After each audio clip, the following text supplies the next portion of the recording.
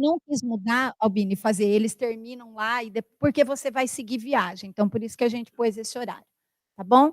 Então, para quem nos ouve online, a gente está dando continuidade aos nossos trabalhos e eu passo para a Simone, que vai fazer a apresentação da nossa convidada. Boa tarde. Então, nós teremos agora a palestra A Ciência da Felicidade, com a professora Albina Rodrigues Torres, que possui graduação em Medicina pela Universidade Estadual Paulista, Unesp, residência médica em Psiquiatria também pela Unesp, mestrado e doutorado em Psiquiatria e Psicologia Médica pela Escola Paulista de Medicina, Unifesp, e pós-doutorado em epidemiologia, essa palavra é difícil, psiquiátrica, pelo Instituto de Psiquiatria da Universidade de Londres, King's College. Professora doutora aposentada do Departamento de Neurologia, Psicologia e Psiquiatria da Faculdade de Medicina de Botucatu, na Unesp, tendo atuado no curso de graduação em Medicina e no programa de residência médica em Psiquiatria, e no curso de pós-graduação em Saúde Coletiva. Tem experiência em Psiquiatria Clínica, Psicoterapia e Pesquisa, principalmente nas seguintes áreas: epidemiologia, psiquiátrica, transtornos de ansiedade, transtorno obsessivo-compulsivo e transtornos relacionados ao trauma. Atualmente atua principalmente na área de promoção de saúde mental e prevenção do adoecimento. Passo a palavra para a professora Albina.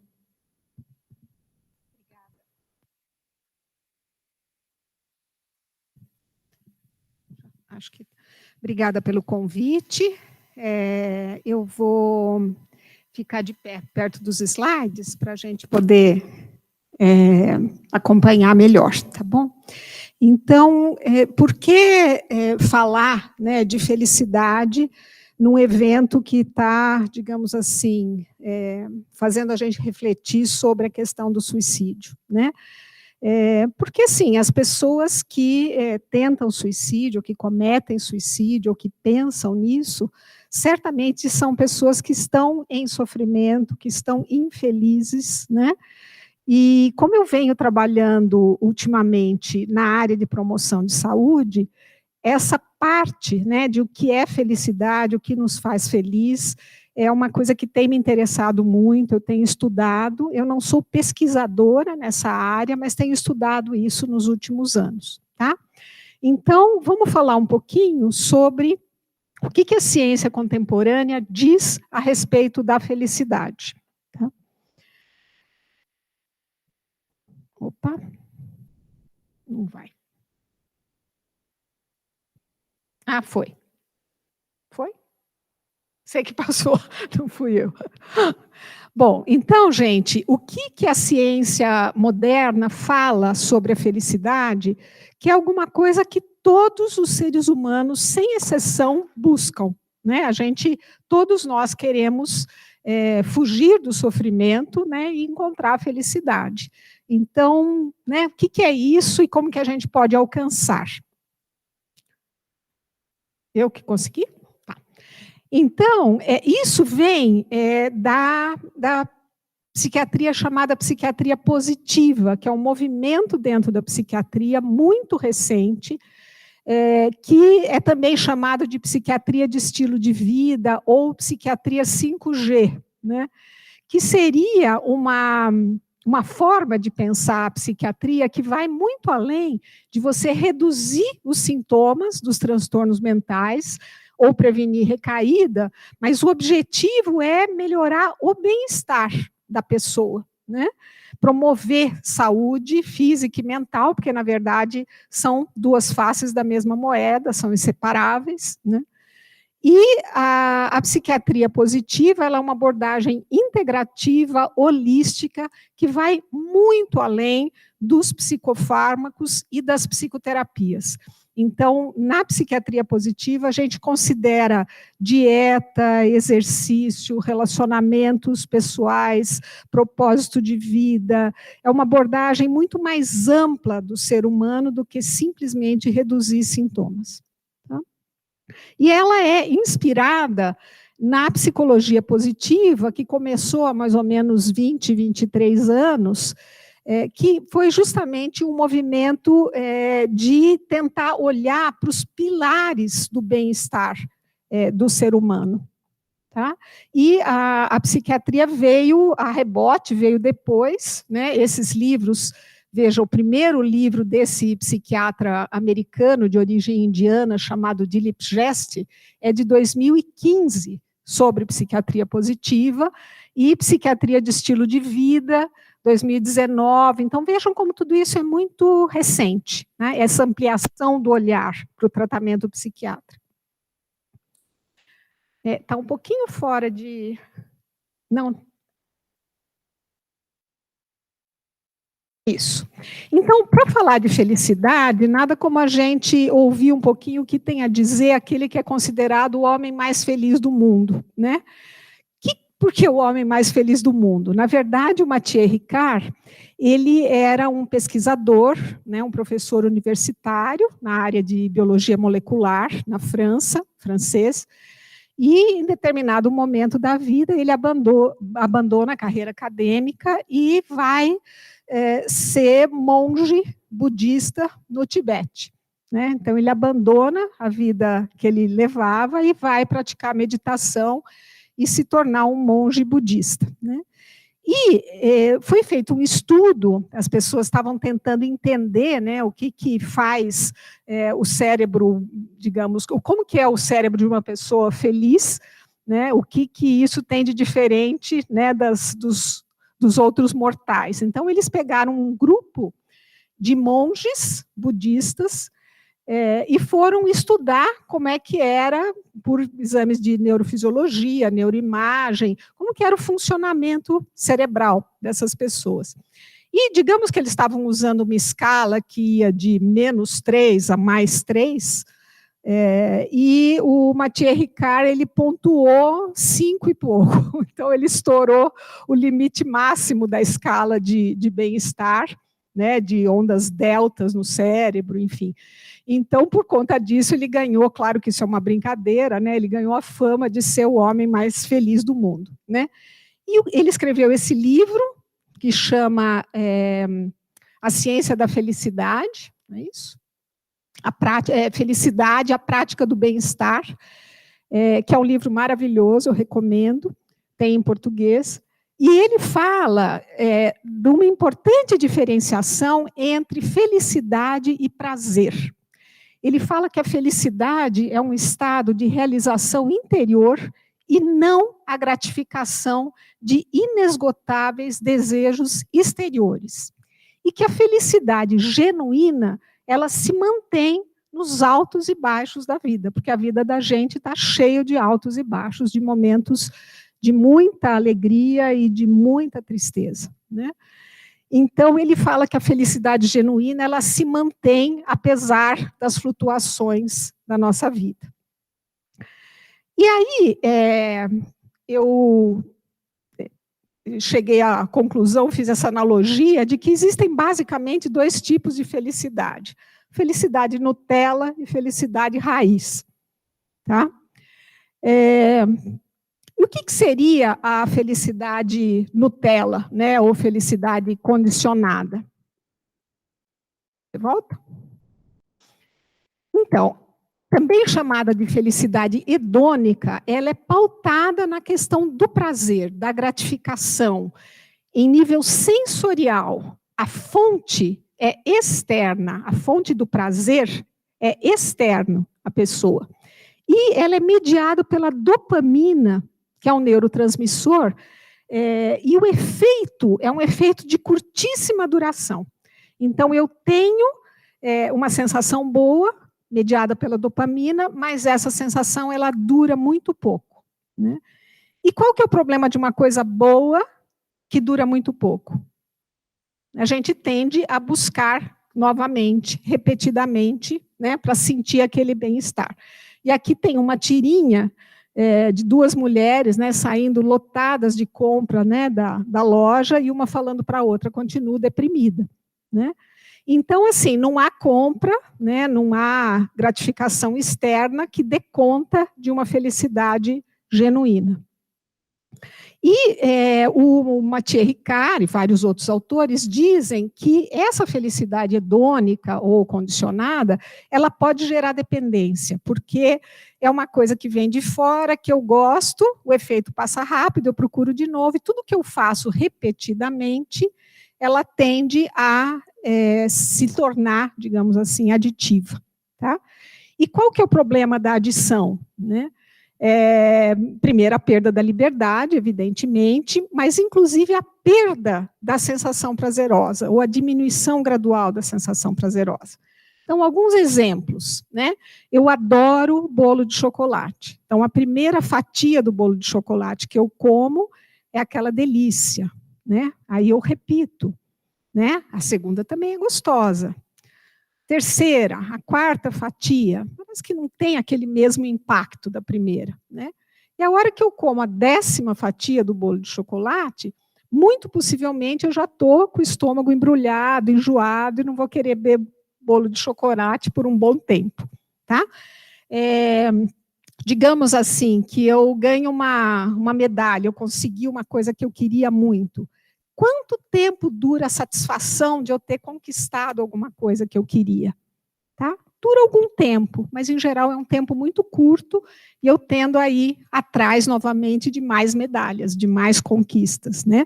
Então, para quem é professor universitário, eu consigo uma publicação numa revista de altíssimo impacto e tal. Quanto tempo eu fico feliz com aquilo? Né? Rapidamente eu já estou atrás de uma outra coisa para conquistar, né? Para atingir. Mais para cima um pouquinho, não sei se você consegue. Eu estou tomando um banho quentinho no inverno, super gostoso e tal, uma delícia. Mas e se eu não puder sair daquele banho, tiver que ficar embaixo daquele banho 5 horas? Será que vai continuar sendo prazeroso? Né? Então, tudo perde um pouco aquela graça e pode, inclusive, virar uma coisa meio aversiva, meio ruim. Tá? Isso vale para redes sociais, para uma coisa, um bem que eu compro, dura pouco. Tá? Por que isso acontece? O nosso cérebro ele é feito para se adaptar a novas situações. Tanto a coisas boas quanto a coisas ruins, o nosso cérebro tende à adaptação. Tá? O nosso nível de felicidade, se a gente imaginar que aqui, nessa barra, nós temos o nível médio de felicidade, acontecem coisas boas, felicidade sobe, coisas ruins desce, e assim vai. Né? Mas a gente tende sempre a voltar para essa barra central, para esse nível médio de felicidade. Tá? Então, quando a gente tem uma situação agradável, a gente tende a se habituar com isso. O que faz com que a gente busque constantemente mais satisfação. Então, eu ganhei tanto, eu quero ganhar mais. Né? Meu nível de salário está tanto, eu quero ver o que eu consigo fazer para ganhar mais. Eu adquiri um bem, eu quero um carro mais moderno, um iPhone mais atualizado, eu quero... Né? Se eu tenho uma casa de 2 quartos, eu quero uma casa de 3 quartos, eu quero, né? Então, isso vale para tudo, para as conquistas, para a fama, para o que quer que a gente chame de sucesso, né? Que varia para cada pessoa, para cada cultura, enfim. E isso é o que os autores chamam de esteira hedônica. Né? Eu fico andando e parece que eu não progrido, eu não saio do lugar. Eu estou sempre em busca, né? Que nem aquele burrinho que está com uma cenoura pendurada na frente, ele anda e nunca alcança. Né? Esse livro, muito interessante, que foi traduzido recentemente, no finalzinho do ano passado, chama Nação Dopamina, é uma psiquiatra americana que ela fala o seguinte: nós vivemos uma época de excessos, de acessos sem precedentes a estímulos de alta recompensa e alta dopamina. Drogas, comida, jogos, compras, sexo, redes sociais. A variedade e a potência desses estímulos são impressionantes, assim como o seu poder de causar adição. Nossos celulares oferecem dopamina digital 24 horas por dia, 7 dias por semana. Então, eu posto alguma coisa, cada like, cada comentário, cada visualização, aquilo é dopamina instantânea, né? Mas o que ela ressalta é que a busca incansável do prazer gera mais sofrimento do que felicidade. Tem esse videozinho no YouTube, bem curtinho, que é uma animação, que são os ratinhos imitando o comportamento humano atrás da felicidade em coisas exteriores. É um videozinho extremamente deprimente, mas que explica muito bem para a gente o que é essa coisa da busca incessante de uma felicidade que não chega.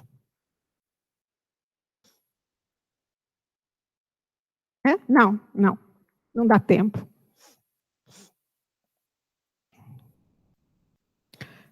Recentemente, na Folha, esse cartunista, né, trouxe algumas coisas que eu achei interessante, né? Então, eles são 2 entregadores de insatisfação, né? Em vez de ser entregadores de iFood, eles entregam insatisfação posterior, né? Então, uma publicitária em crise acaba de torrar o seu salário inteiro no shopping. Vamos lá, estamos a caminho para entregar insatisfação posterior, né? Uma mulher está prestes a desligar o celular depois de ficar 2 horas dando scroll no Instagram, né? Vamos entregar insatisfação posterior garantida, né? E assim vale para o pote de sorvete que eu comi, enfim. Tá?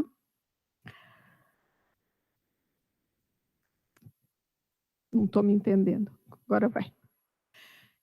Aí a pergunta é o seguinte, nesse videozinho, eles falam a respeito disso, né? Será que ganhar na loteria te deixaria mais feliz? Tá? Tem muita gente que acha que quando eu tiver fama, quando eu tiver grana, né, aí eu vou ser feliz, né? Então, o que os estudos mostram? Que não é bem assim. Que a nossa felicidade de longo prazo não é muito afetada pelos acontecimentos externos. Então, eles compararam o nível de felicidade de um grupo de ganhadores da loteria e compararam com o nível de felicidade de pessoas que sofreram acidentes e ficaram paraplégicos. Tá? Então, claro, imediatamente após, né, tem um nível maior de satisfação, de bem-estar, de alegria e tal, no grupo que ganhou na loteria, e tem, evidentemente, mais tristeza, desânimo, preocupação no grupo que se acidentou. Mas, um tempo depois, o que acontece? Tendência, de novo, a voltar para aquela linha média. Tá? Então, esse é um estudo antigo, inclusive, mas que compara exatamente isso. Então, os seres humanos são feitos para se adaptar. A gente se adapta ao que é bom, a gente se adapta ao que é ruim, e a gente tende a voltar a um certo nível de felicidade.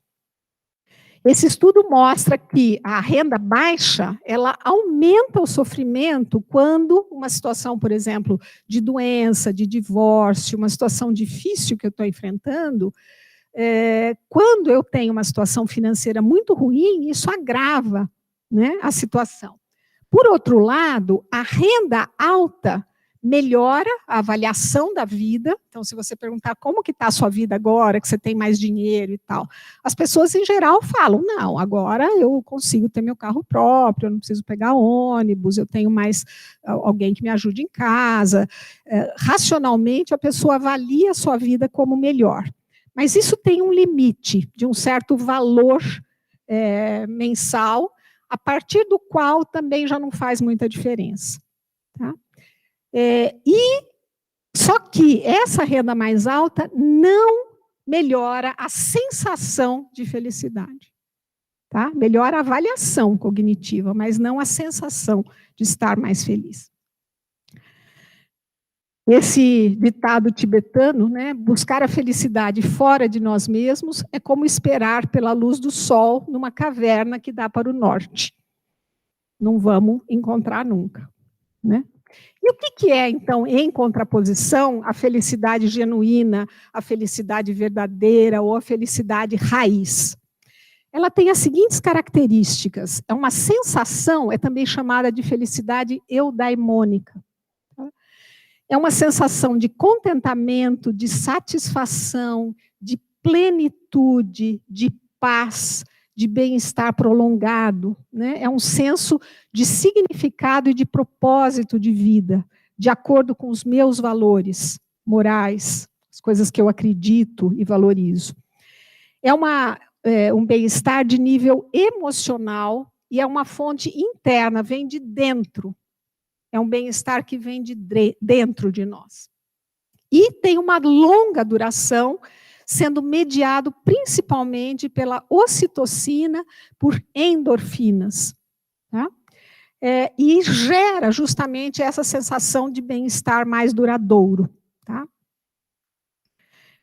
Então, aqui alguns exemplos, né? Um cara que está fazendo uma atividade voluntária de leitura com as crianças, essa moça que trabalha com idosos, uma mãe com um bebezinho recém-nascido, né? Os médicos da alegria. São exemplos de coisas que não são prazerosas em si. Então, uma mãe, por exemplo, que tem um bebezinho pequeno, não é prazeroso acordar 4 vezes à noite porque o nenê está chorando. Tá? Mas é uma sensação, depois que eu faço, de que eu fiz aquilo que eu deveria ter feito, eu estou em paz com a minha consciência, eu fiz o certo, né? E isso gera um bem-estar muito duradouro. Tem vários artigos, né, sobre felicidade, aqui são só alguns exemplos, só para vocês saberem que tudo isso que eu estou trazendo é muito embasado na literatura mais contemporânea, tem muita evidência científica a respeito disso, tá? Pode passar. Tem vários autores estudando a diferença entre felicidade hedônica e eudaimônica, né? O que impacto que isso tem na qualidade de vida, nos desfechos de saúde, enfim. Pois não? Mas aqui o Gilberto Gil falando sabiamente, né? Eu troco uma porção de prazer por uma porção de bem-estar. E esse autor que eu gosto muito chamado Thupten Jinpa, ele fala que a compaixão é um dos maiores fatores, um dos melhores ingredientes que geram felicidade genuína. E ele fala, se você busca a felicidade, leve a sério a compaixão. Esse livro, gente, se vocês puderem adquirir, ler, comprar, é um dos melhores livros que eu conheço sobre compaixão. E o subtítulo é um coração sem medo, né? Porque a compaixão é o segredo mais bem guardado da felicidade. É um livro maravilhoso. Tá? E o que é compaixão, gente? Primeiro, compaixão é uma capacidade que todos nós nascemos com ela, uma capacidade inata, né? E o que é isso? Diante do sofrimento, é a gente se importar e ter a intenção, a motivação de aliviar aquele sofrimento, de aliviar, de ajudar de alguma forma aquela pessoa que está em sofrimento. Então, desde pequeno, as criancinhas mostram comportamentos compassivos de ajudar alguém que eles percebem que estão precisando de ajuda. O Thupten Jinpa, ele fala, não há vida sem sofrimento, mas nós somos seres sociais e a capacidade de cuidar dos outros é uma parte fundamental de quem somos. A compaixão, ela é uma emoção positiva que nos empodera. Tá? Na verdade, ela ativa circuitos cerebrais de recompensa, conexão social e ativa ao mesmo tempo centros motores. Então, compaixão rima com ação. É fazer alguma coisa para aliviar uma coisa que eu percebo que é sofrimento, no outro ou em mim. Né? Então, a minha tendência é me aproximar para ajudar, cuidar, aliviar de alguma forma. Tem vários pesquisadores avaliando isso, estudos de neuroimagem a respeito de empatia e compaixão. Tem um grupo muito forte da Tânia Singer, na Alemanha, e ela mostra que esses circuitos de recompensa e os centros motores, eles são ativados instantaneamente a hora que a pessoa está sentindo compaixão. E tem muitos estudos mostrando que a compaixão, de fato, leva a bem-estar e está diretamente relacionado com uma melhor saúde, tanto física quanto mental, já que elas não se separam. Tá? Próximo. Então, mais estudos falando a respeito disso. Essa frase eu acho interessante, né? Uma das coisas mais bonitas, uma das compensações mais bonitas da nossa vida é que ninguém pode, sinceramente, tentar ajudar o outro sem ajudar a si mesmo. Então, a hora que a gente ajuda o outro, a gente está, por tabela, se ajudando, se beneficiando. E tem um estudo que já tem alguns anos, dessa pesquisadora americana chamada Elizabeth Dunn, e ela fala o seguinte, que ela fez um experimento, né, a diferença entre gastar dinheiro com a gente ou gastar dinheiro com os outros. Então, o experimento era o seguinte, eles deram um valor X, tá, sei lá, R$500 para um grupo, e vai lá, compra alguma coisa que você queira para você. Tá?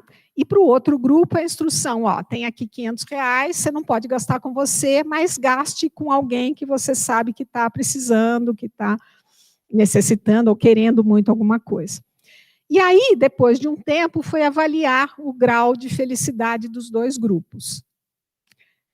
O grupo que tinha um grau mais elevado de felicidade era o grupo que gastou com outras pessoas e não consigo mesmo. Tá?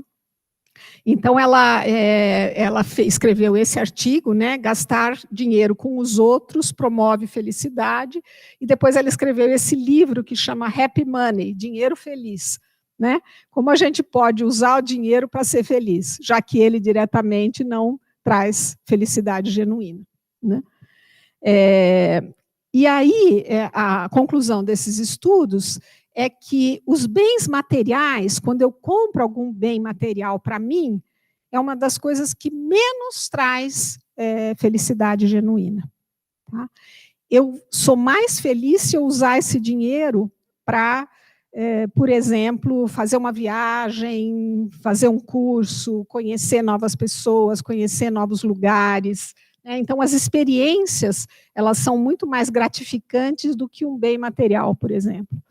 Agora, o top de linha, em termos de bem-estar, é realmente eu gastar o meu dinheiro com alguma coisa que seja de benefício dos outros, de benefício alheio, se possível, de benefício coletivo para outras pessoas que precisam e que aquilo esteja de acordo com os meus valores, a minha compreensão.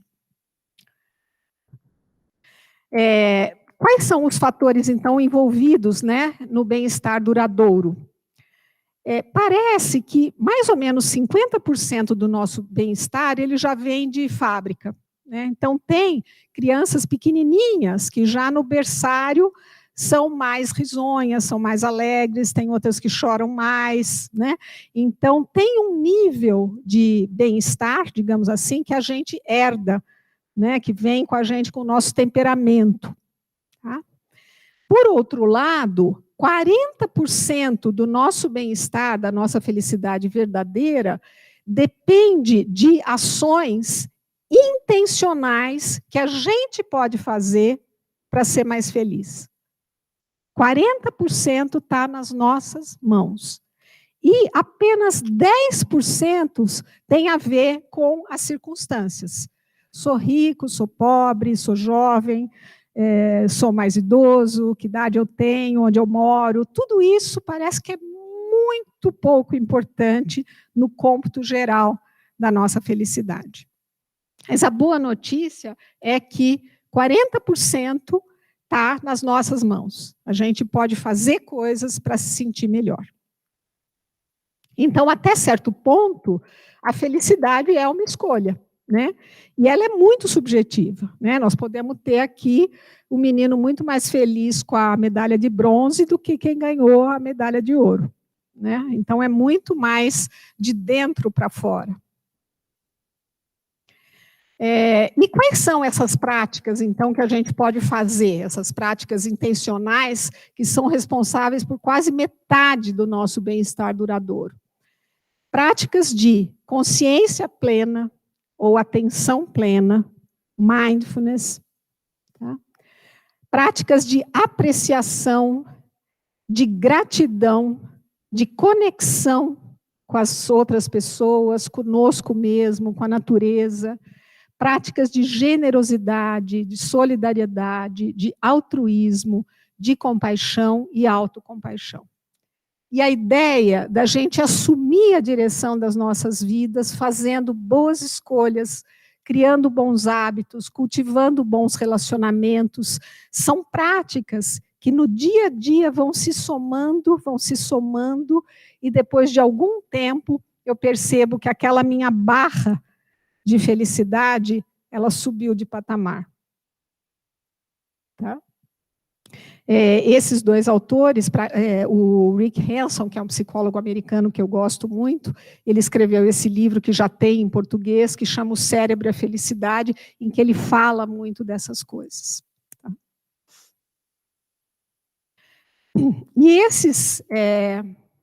E esses dois autores são pesquisadores da Universidade de Wisconsin, nos Estados Unidos, e eles estudam o bem-estar duradouro profundamente.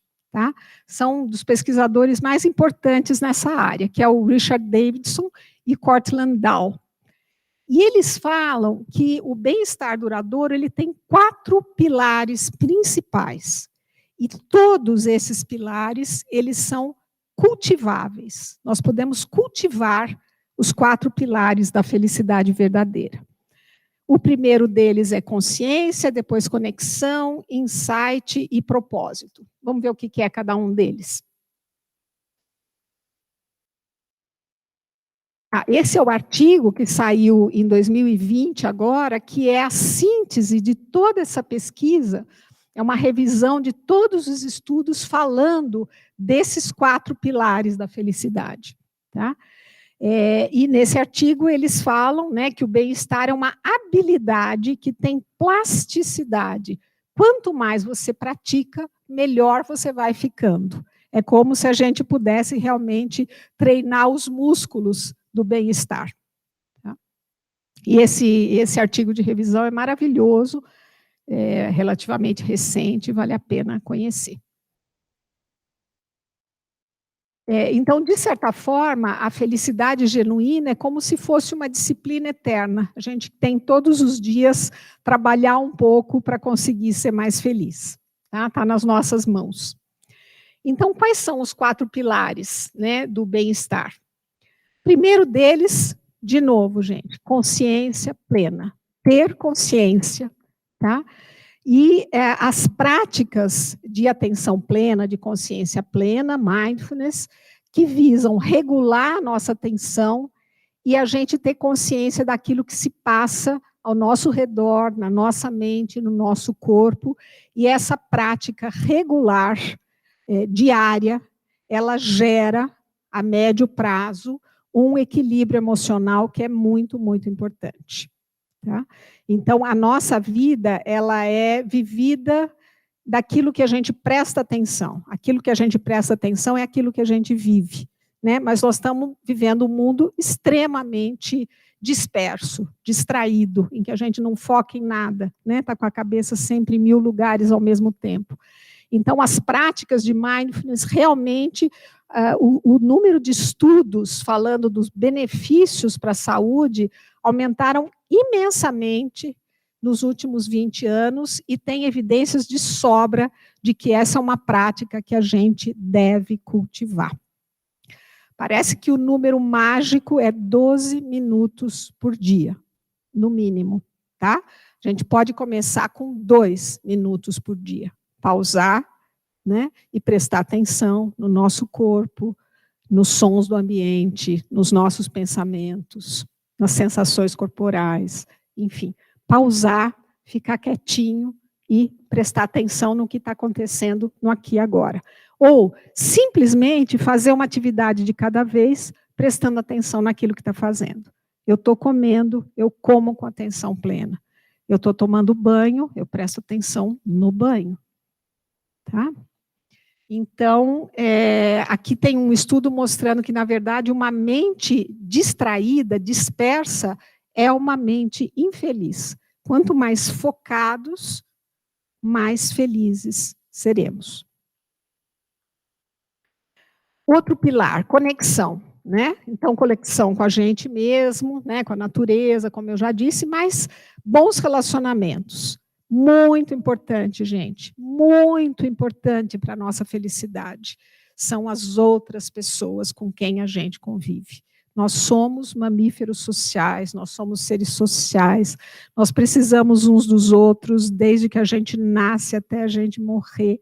Então, os bons relacionamentos que envolvem apreciação, gratidão, perdão, bondade, solidariedade, altruísmo, compaixão, fundamental para o nosso bem-estar duradouro.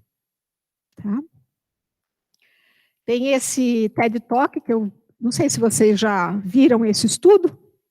É um estudo muito importante que está em andamento há mais de 70 anos. É um estudo epidemiológico longitudinal de coorte, tá? Que acompanhou 2 grupos de jovens ingressantes na Universidade de Harvard, só homens, porque naquela época, 80 anos atrás, praticamente só homem entrava na universidade, e um grupo de rapazes da mesma idade, 18, 19 anos, da periferia de Boston, com pouquíssimos recursos, e eles acompanharam esses 2 grupos ao longo da vida inteira. Claro que esse estudo já teve vários diretores, porque os diretores se aposentaram, morreram, né? E hoje eles ainda acompanham a pequena fração de sujeitos que ainda está vivo, na faixa dos 90 e tantos anos de idade, e estão acompanhando seus filhos, estão acompanhando seus familiares, mas esse grupo foi sendo seguido e eles descobriram que, na verdade, dos vários fatores relacionados com longevidade saudável, e bem-estar, felicidade, não é nível de colesterol, nível de pressão arterial, renda, onde mora. O fator mais importante, bons relacionamentos. Tá? Tem um peso imenso na nossa saúde, no nosso bem-estar, na nossa longevidade. Tá? E quando eu falo bons relacionamentos, eu não estou falando relacionamentos perfeitos, tá? Relacionamentos sem conflito, não é isso. Tá? Relacionamentos humanos normais, em que há espaço para segurança, para confiança. Se eu tiver alguma coisa, eu posso contar com ele. A gente se desentende, mas depois a gente pede perdão e se entende e fica junto, e um apoia o outro. Tá? Não estou falando de perfeição. Estou falando de confiança. Muito bonito, 12 minutos, facílimo de achar.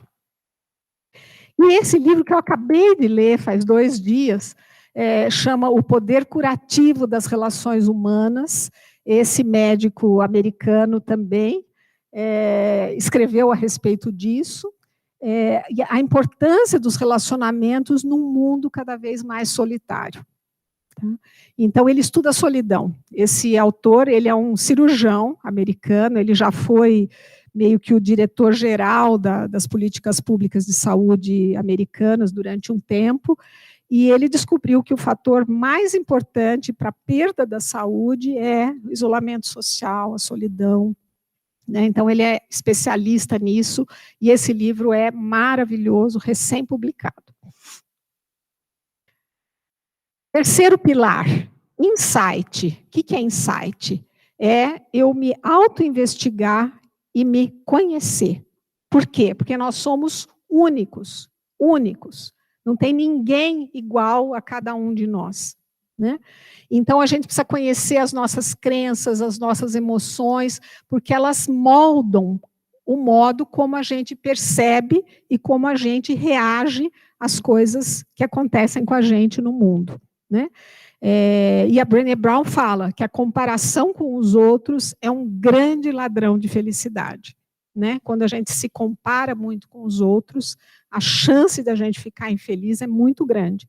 Até porque, em geral, a gente compara a nossa vida real com a vida, né, que é postada nas redes, que é aquela vida glamurosa, cheia de Photoshop, de viagens maravilhosas, que não é o dia a dia de ninguém, né? Último pilar, propósito de vida, ou seja, agir de acordo com os nossos valores pessoais mais profundos e verdadeiros, visando o bem-estar coletivo. Então, não só os nossos valores, mas os nossos talentos, né? Propósito de vida é assim, o que eu adoro fazer, que eu faço com a maior facilidade, que quando eu estou fazendo eu não vejo o tempo passar, né? E que o mundo precisa. Eu adoro fazer, é fácil para mim, e o mundo precisa dessa contribuição. Tá? Isso é propósito de vida. O Daniel Siegel, ele fala que propósito é retribuir ao mundo. Né? Tem uma amiga que recentemente me falou, quando eu estou dando aula, eu esqueço do mundo. Parece que eu sou outra pessoa, eu não vejo o tempo passar. Né? Isso é profundo, isso é propósito de vida. Né? Esse livro é um livro muito interessante, que chama O Poder do Sentido, que fala muito da importância das pessoas descobrirem, né, e respeitarem os seus propósitos de vida. O Martin Luther King dizia, né, a questão mais urgente da vida é o que você está fazendo para os outros. Né? É como se a felicidade ela não pudesse ser buscada diretamente, mas ela é um subproduto de fazer aquilo que eu sei fazer, que eu gosto, que eu acho que é o certo e que beneficia os outros. Como consequência, eu me sinto genuinamente mais feliz. A Kelly McGonigal é uma psicóloga americana que é especialista em estresse, e ela fala que a gente tem 2 tipos de objetivo de vida. Se o nosso objetivo de vida é o sucesso pessoal, eu vou ter mais estresse, mais ansiedade, vou me sentir mais isolada, vou me comparar mais com os outros, vou competir mais com os outros. Quando, por outro lado, os meus objetivos são benefícios coletivos, eu vou ter menos estresse, menos ansiedade, mais conexão, mais aceitação, mais cooperação. E o que a sociedade moderna, né, principalmente aqui, né, no mundo ocidental, prega? Né? O sucesso pessoal, você tem que ser um winner, você não pode ser um loser, você tem que ser o melhor disso, o melhor daquilo, o primeiro lugar nisso, o primeiro lugar daquilo. Isso é receita para estresse, ansiedade, competição e infelicidade. Esse quadrinho eu gostei, em terra de egos, quem vê o outro é rei. Né? E está todo mundo olhando o tempo todo para o próprio umbigo, né, muito estimulado por essa cultura extremamente complicada. Esse ditado também é um ditado interessante, né? Se você quiser se sentir miserável, pense só em você. Se você quiser ser feliz, pense nos outros. Tá? E isso não é só um ditado, né? Tem literatura mostrando, na verdade, que quanto mais a atenção é autofocada, focada em si mesmo, né, como eu sou infeliz, os meus problemas, as minhas limitações, as minhas dificuldades, né, a quantidade de afeto negativo é muito maior. Tá? Quanto maior o autocentramento, maior o mal-estar. Essa pesquisadora, ela é uma pesquisadora naturalizada americana, mas de origem russa, Sonja Lyubomirsky, e ela estuda muito isso, tem vários vídeos dela muito interessantes no YouTube, e ela fala o seguinte, né, resumindo as pesquisas dela: as pessoas mais felizes são as primeiras a ajudar os outros, elas expressam gratidão com facilidade, elas têm atividade física como hábito, em geral, elas são espiritualizadas, não no sentido de uma religião formal, mas assim, no sentido de o bem maior, da ética social, do coletivo, de além dos próprios interesses. Vivem mais no presente e não remoendo o passado ou antecipando o futuro, e saboreiam os prazeres da vida, muito mais. São mais esperançosas e comprometidas com metas de longo prazo.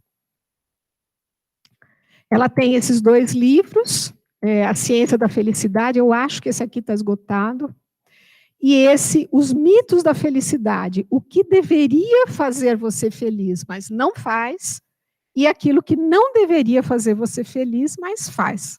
Então, parece que tem um paradoxo aí interessante, e ela estuda muito isso.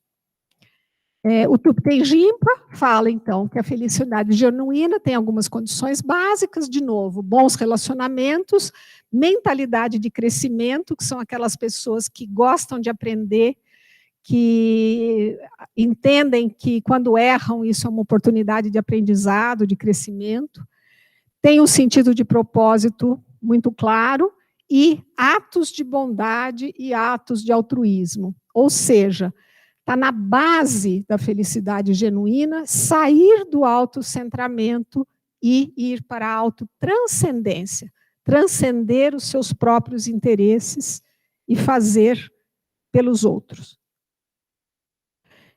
Tem muitos estudos mostrando que o altruísmo, que é diretamente ligado à compaixão, né, ele gera felicidade genuína, saúde física e mental e longevidade. Então, esse é um dos estudos que fala sobre isso, né, altruísmo, felicidade e saúde, e o subtítulo é bom ser bom, né, faz bem para a gente ser bom. Né. E esse livro, que ainda não tem em português, só tem em inglês, mas é um livro maravilhoso, também muito recente, 2 médicos americanos. Esse é um médico que trabalha numa unidade de terapia intensiva, e esse colega dele, também médico, na mesma escola médica, eles escreveram esse livro, que é uma revisão sistemática, que mostra o quanto servir os outros, ajudar os outros, é bom para nós. Tá? Então, esse livro é a síntese dessa revisão sistemática super, centenas de estudos, eles resumiram nesse livro, que chama 7 jeitos cientificamente provados de que servir os outros é o melhor remédio para você mesmo.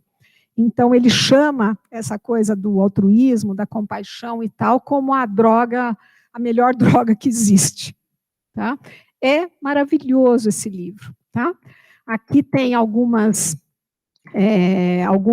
referências, né, mostrando os benefícios dos comportamentos pró-sociais, dos comportamentos altruístas, para quem faz esse comportamento. Não só para quem recebe, mas para quem oferece. Tá? Próximo. Estou achando que se você mudar, dá mais certo, né? Tem 2 documentários bem interessantes, esse chama Revolução Altruísta, e esse chama Happy. São 2, um é de 2011, um de 2017, dá para achar esses documentários, e falando muito sobre essas coisas que nós estamos discutindo aqui hoje. O Mathieu Ricard, o que ele fala? O amor altruísta é da natureza humana e é essencial para a nossa felicidade. A gente constrói a nossa felicidade fazendo os outros felizes. A felicidade está muito ligada à qualidade das nossas relações pessoais, incluindo as amizades. Tá? Amizade é um tipo de amor maravilhoso, maravilhoso. Em geral, dura a vida inteira, né? Não exige nada, nem presença. Né? Às vezes a gente fica meses e meses sem ver, sem falar, sem encontrar com um amigo, mas quando encontra é aquele amor incondicional e não tem cobrança e está tudo bem. Né? O amor e a compaixão são emoções positivas que nos dão coragem e favorecem a felicidade genuína. E aqui, né, está o nosso Mathieu Ricard, cheio das coisas, que estava estudando o cérebro do homem mais feliz do mundo, né? E nessa revista, a revista Trip, tem uma reportagem grande sobre ele. O que te tornaria a pessoa mais feliz do mundo? E olha o que o Mathieu fala. A felicidade não é simplesmente uma sucessão interminável de sensações prazerosas, o que seria a receita para a exaustão. Não só a exaustão, né? É receita também para adoecimento, né? Porque se eu comer todos os bolos de chocolate que eu quero, né? Se eu fizer tudo que eu quero, que me dá prazer, né? Isso é uma coisa que pode ser muito, inclusive, nociva, né? É muito mais prazeroso ficar deitado no sofá, não fazer atividade física, né? Ter relação sexual sem nenhum tipo de preocupação com proteção, né? Então, isso não tem nada a ver com saúde de longo prazo, né? Então, essa busca interminável de sensações prazerosas é a receita para a exaustão, né?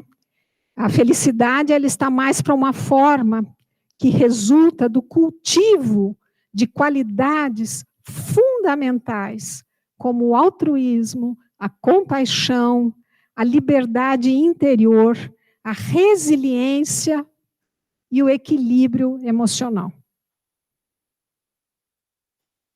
Ou seja, as interligações, gente, bons relacionamentos, amor, gratidão, propósito, altruísmo, solidariedade, compaixão, autocompaixão, são coisas diretamente relacionadas à felicidade genuína, cultiváveis, diretamente ligadas à saúde, tanto mental quanto física, que, obviamente, saúde é relacionado com longevidade. Tá? Então, só para finalizar, eu não sou pesquisadora nessa área, mas leio esses autores, e os principais autores que estudam felicidade, os tipos de felicidade, são esses que estão listados aqui. Essas carinhas aqui, eu quero que vocês olhem um pouquinho para eles. Tá? Autores maravilhosos, todos eles. E, para finalizar, dizer para vocês assim, né, que se eu quiser, digamos que eu estou assistindo o filme da minha vida, se eu quiser um filme mais feliz, com um final mais feliz, com um transcorrer mais agradável, não adianta eu ficar tentando mudar o que está na tela. Eu preciso mudar o projetor. Nós somos os projetores das nossas vidas. Então, para mudar o filme, a gente tem que mudar as coisas que a gente pratica, né? E mudando a gente muda o mundo. Tá? É isso.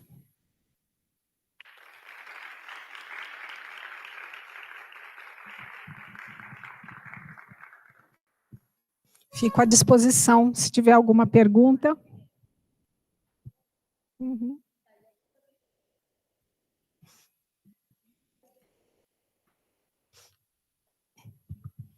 Então, uma das pessoas que estão assistindo, Albina, perguntou assim, felicidade é um estado de espírito. Esse é um ditado popular. Me parece, nos dias atuais, quanto mais estamos conectados com algo, maior a possibilidade de nos sentirmos felizes. Entendo essa conexão nas mais diversas áreas e possibilidades. Há estratégias para elencar possíveis escolhas sadias? Então, na verdade, assim, essa coisa que ela cita, ou ele cita, a Eliana cita, é a questão, eu acho, que é de você ter um objetivo e trabalhar focado, né? Quando você consegue realmente eliminar as distrações, priorizar aquilo que é mais importante nesse momento e direcionar a sua energia, a sua atenção para aquilo que é importante nesse momento, isso é uma coisa que faz muito bem. Muitas vezes a gente entra no que a gente chama de um estado de fluxo, né? Eu estou fazendo uma coisa que eu estou tão focado que eu esqueço de mim, eu esqueço quem eu sou. É como se eu tivesse em comunhão com aquela tarefa e o meu eu meio que se dissolve. Eu esqueço até de ir no banheiro, porque eu estou em fluxo naquela coisa que eu gosto, valorizo. Agora, como que a gente consegue focar? Né? A gente precisa treinar a nossa mente. Por quê? Porque o mundo atual é um mundo de muito estímulo, de muita dispersão. Todo mundo está disputando a nossa atenção o tempo todo, porque atenção é dinheiro, né? Onde a gente coloca a nossa atenção é o que dá lucro aqui ou lá, né? Então, a gente saber realmente aquilo que eu quero, aquilo que é importante para mim, me conhecer pessoalmente, eu acho que não tem uma fórmula única, o que vai fazer bem para mim, a que eu devo me dedicar, né? Tem orientações, em linha geral, no que faz bem para a saúde, o que ajuda, né? Então, práticas meditativas, atividade física, alimentação saudável, bons relacionamentos, tudo isso são orientações gerais. Agora, o que é maravilhoso para mim, o que me faz bem, é completamente diferente de uma pessoa para outra. Obrigada. Eu estou de costas, não sei se tem mais alguém que levantou, que querem perguntar. Falamos que era bate-papo, né? Amanda, Danilo, a nossa equipe. Hoje o Danilo é o palestrante da noite. Alguém?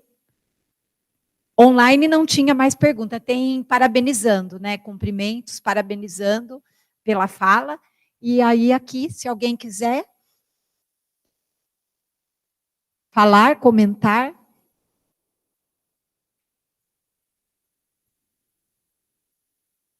Faz sentido para vocês esses conceitos? Como é que chega para vocês isso?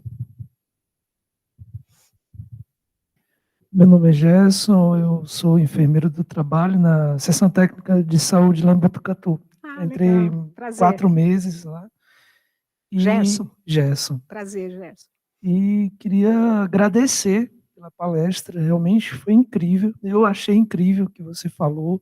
Faz total sentido, porque muitas das coisas que você falou, eu já ouvi de alguma forma em alguns outros lugares, mas é alguma coisa fragmentada, mas eu percebo que dá certo, né?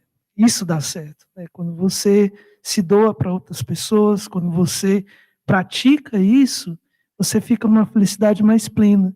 Até pessoalmente também eu sinto isso, né? Quando a gente está ali atrás de alguma coisa ali, que às vezes a mídia coloca na tua cabeça, olha, isso aqui é o melhor, isso aqui, aquela felicidade é temporária. Mas quando você procura, né, fazer coisas pelas outras pessoas, procurando se dedicar, né, melhor a isso, você se torna uma pessoa mais feliz, e isso é verdade. E foi muito bom, muitas das coisas aqui são novas para mim, muitas que você falou, achei muito interessante as referências que você trouxe para a gente, realmente vai contribuir muito, eu vou atrás até mesmo das referências, porque foi muito bom mesmo. Então, como eu disse, algumas coisas eu já tinha visto, mas o que você mostrou para a gente hoje foi muito bom, muito positivo. Parabéns mesmo, e foi um privilégio ver a sua palestra, parabéns. Obrigada. Na verdade, assim, quem trabalha na área da saúde, né, você fala, gente, como que uma pessoa escolhe trabalhar na área da saúde e ver sofrimento o dia inteiro, 7 dias por semana, quando não nos plantões e tal? Essa pessoa é o quê? Né? É burra? Né? Por que ela vai fazer isso?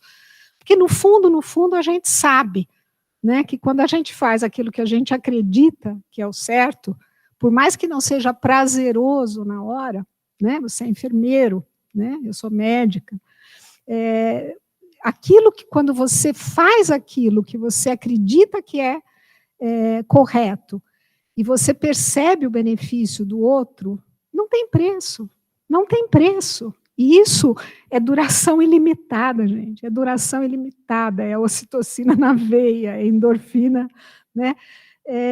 Agora, sim, é claro que eu acho que uma coisa muito importante, que não deu tempo de explorar aqui, para eu servir o outro, eu não posso abusar de mim mesma.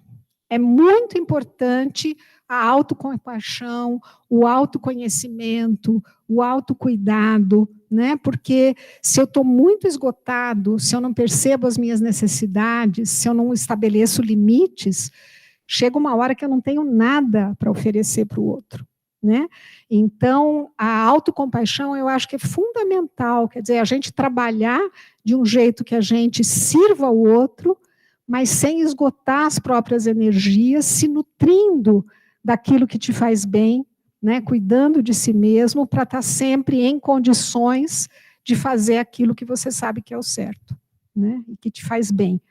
Mas sempre com muito cuidado consigo mesmo, né, autocompaixão, se tratar como você trataria o melhor amigo num momento de sofrimento.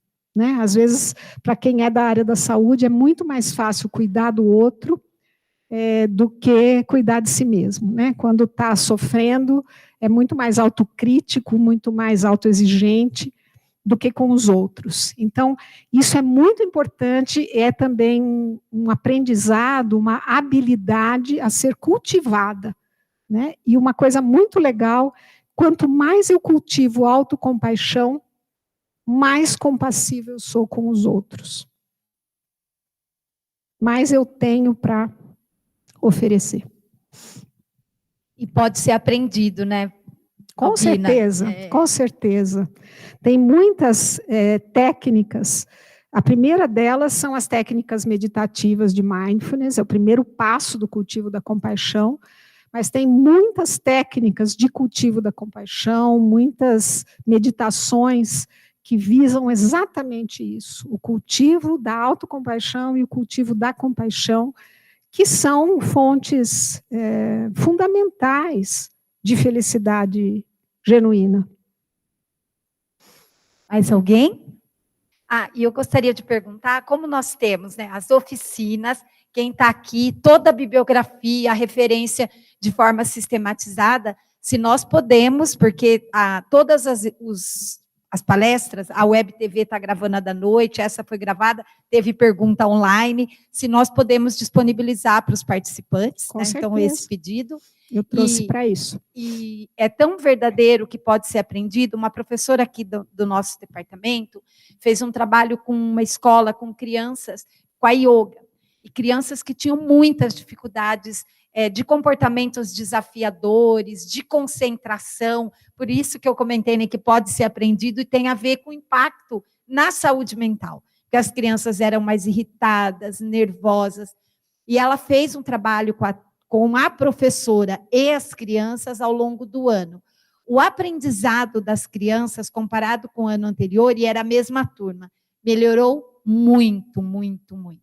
Então, quando você disse, né, o Mindfulness é uma das possibilidades, a yoga, e entre outras dicas, há evidência científica, por isso que eu gostei muito do nome que você escolheu, né, falar de felicidade da ciência, nós estamos numa academia, há evidência científica do quanto é potente, do quanto que transforma, que modifica, que humaniza, né? As crianças aprenderam mais, conseguiram se concentrar, focar, porque a gente sabe que os distratores, né, são muitos. Então, da minha parte, muitíssimo obrigada. Não sei se tem mais alguém com pergunta. Aqui tem, perdão.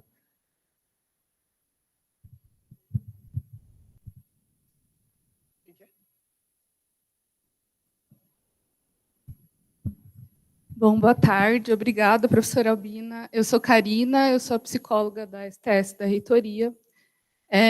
Enquanto você estava falando, eu fiquei pensando muito na psicanálise que traz o conceito da falta, que não necessariamente é uma coisa ruim, né? Eles falam que a falta ela é inerente ao ser humano e é o que nos move, né? Então, essa falta ela precisa ser direcionada e as pessoas confundem isso com infelicidade, né? Mas a gente precisa dela para se movimentar. Acho que era isso, mais ou menos, né, o que eu fiquei pensando. Só para complementar mesmo. Eu acho que o grande problema é a gente tentar suprir essas faltas, né, bebendo das fontes que não saciam, né? É que nem a gente está com sede e chupar bala de coco, né, para passar a sede. Não passa. Passa. Né? Quer dizer, como que eu estou tentando preencher essa falta? E eu acho que a gente está numa cultura que é uma cultura que prega muito a questão do sucesso individual, é uma cultura de muita competição, de muita comparação, de muito individualismo, de muitos valores muito superficiais, valores pautados muito em grana, em sucesso, em fama, em aparência. Então, assim, é a ditadura, né? Você tem que ser rico, famoso e bonito para ser feliz, né? Só que não, né? Não funciona. Você pode até tentar, né? Tem um ator que falou, eu gostaria que todas as pessoas fossem ricas e famosas como eu, para perceber como isso não é a resposta. Boa tarde, sou Josefa, sou do SEMP, da Unidade Auxiliar de Araraquara. A gente conversou um pouquinho pelo e-mail, que bom, né, conhecê-la. Me faz pensar várias questões, mas o quanto a questão da felicidade, né, é algo inerente da nossa espécie, assim, né, e a questão da cultura, né, acho que a gente tem que resgatar a cultura do autocuidado, né, então acho que vem no sentido dos nossos trabalhos em saúde mental e prevenção, que eu acredito, né, então isso me ajuda, né, a continuar, e o quanto que a gente tem que voltar, porque é como, para mim, a questão de estar presente, né, e cuidar do outro, para cuidar também de mim, é um atributo de sobrevivência da nossa espécie.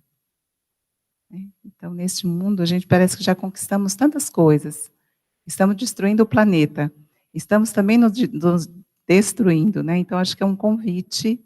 Falar de felicidade dentro da academia é um resgate, né, de tudo isso, né? Então, isso me deixa, assim, me traz a emoção, né? Que é um lugar que a gente parece que não pode falar também, dentro da academia. Né?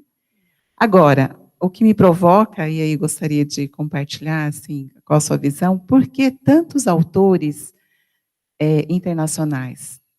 Né? Qual que é a sua visão? Por que nós ainda, Brasil, tanta gente que faz estudos e trabalha em cima disso, por que não tem? Se você conhece algum autor, algum, enfim, cientista que traz isso, né?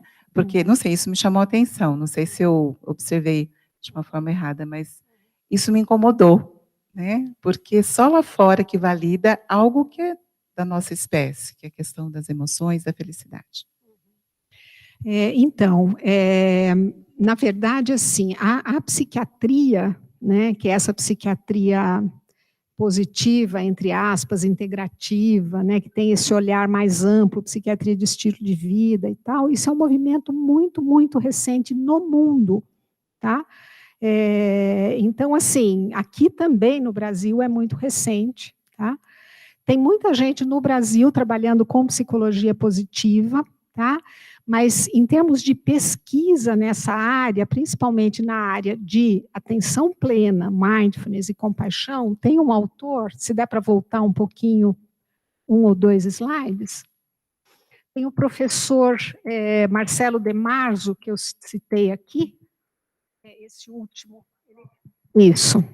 Marcelo De Marzo, vai para o seguinte, ele é o último aqui, ó, à direita embaixo. Ele é um professor de saúde pública da Unifesp, em São Paulo, e ele estuda e pesquisa o impacto dos cursos e dos treinamentos e das práticas meditativas na saúde como um todo. Então, ele é orientador, tem vários orientandos, várias pessoas que estão fazendo pós-graduação com ele, ele trabalha com um grupo da Espanha também, né, internacional, e quem eu conheço mais diretamente que está estudando o impacto dessas práticas no nosso bem-estar aqui no Brasil é o grupo do Marcelo. Tá? Que eu respeito muitíssimo, ele tem livros, tem um livro que chama Ciência da Compaixão, que é uma beleza, tá? Mas, realmente, eu acho que a gente ainda está muito focado em estudar as doenças, em estudar os problemas, em estudar... E a gente, eu acho que falta esse olhar ainda para... Então, quem é que se recupera? Quem é que floresce? Quem é que, depois de uma experiência emocional traumática, desenvolve um crescimento pós-traumático e não um transtorno de estresse pós-traumático? Quais são as variáveis, quais são as características de pessoas que vão melhorando, né, com o passar da vida? Eu não sei, eu tenho um olhar muito entusiasmado para essa outra vertente. Eu acho que não basta a gente lutar contra aquilo que não está bom, eu acho que não basta tirar as ervas daninhas, a gente precisa plantar flor também, né?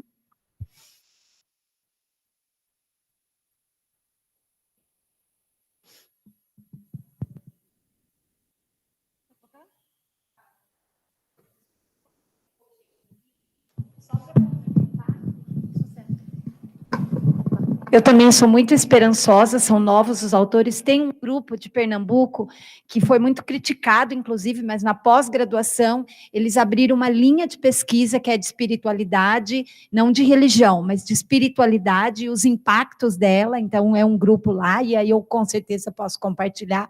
O estudo da yoga que eu falei, a professora Fernanda Rossi, no Departamento de Educação aqui da Unesp Bauru, ela tem pesquisado o impacto da yoga, da respiração, da corporeidade no desenvolvimento das crianças. Então, na formação de professores e no desenvolvimento das crianças, que a gente pensa que essa criança vai ser um adulto amanhã. Mas, realmente, sobretudo na academia, nos estudos mais conservadores, né, Albina, a gente olha mais para a doença, para os problemas, até diferente da outra mesa da tarde, né, que nós tivemos, para a morte, uma outra concepção. Então, eu vejo que estudos novos, a gente bebe da fonte para produzir aqui, mas ciência é isso, né? Um começa, o outro continua no grupo, mas a PUC também tem alguns psicólogos que trabalham na perspectiva da psicologia, daí positiva, mas no caso mesmo da medicina, da psiquiatria, ainda é recente. Respondido?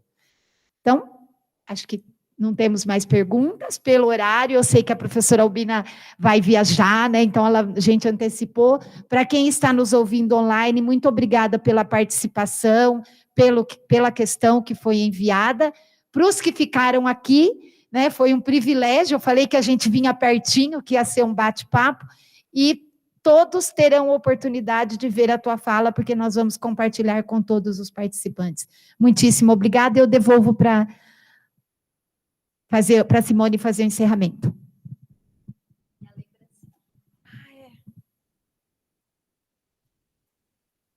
Muito obrigada a todos que estão aqui, a professora Vera já disse. E daqui a pouco, né, teremos uma nova palestra com o Danilo sobre tá difícil falar as palavras hoje. Suicidologia. Então, tá bom. Muito obrigada e obrigada, professora Albina, pela palestra. E vai ter jantinha daqui a pouco. Já chegou, será? Daqui a pouquinho, né? Daqui a pouquinho vai ter janta. Isso. Obrigada.